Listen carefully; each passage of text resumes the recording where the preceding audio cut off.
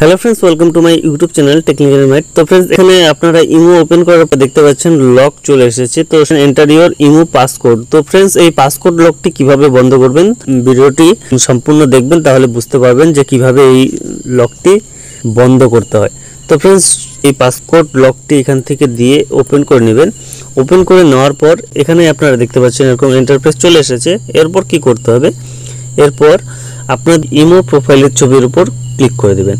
Click করে দেওয়ার পর এখানে আপনারা দেখতে পাচ্ছেন অনেকগুলো অপশন রয়েছে। এর মধ্যে এখানে যে সেটিং লেখা রয়েছে সেই সেটিং লেখার উপর ক্লিক করে দেবেন।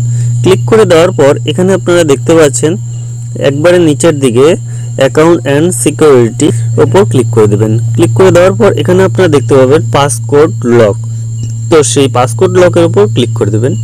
ক্লিক করে দেওয়ার পর এখানে আপনারা দেখতে পাচ্ছেন নিচের দিকে ডিসেবল পাসকোড লক। তো এই ডিসেবল পাসকোড লকের উপর ক্লিক করে দেবেন। আপনারা দেখতে পাচ্ছেন ডিসেবল পাসকোড লক, নিচে যে ডিসেবল লেখা রয়েছে এই ডিসেবলের উপর ক্লিক করে দেবেন। ক্লিক করার পর আপনারা যে লকের পিনটি দিয়েছিলেন সেই পিনটি এখান থেকে দিয়ে দিবেন।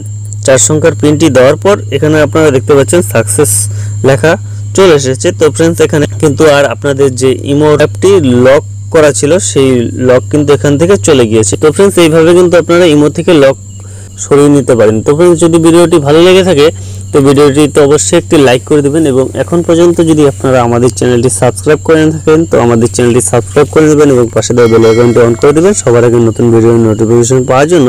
ফ্রেন্ডস, দেখা হচ্ছে আমাদের পরের ভিডিওতে। ধন্যবাদ।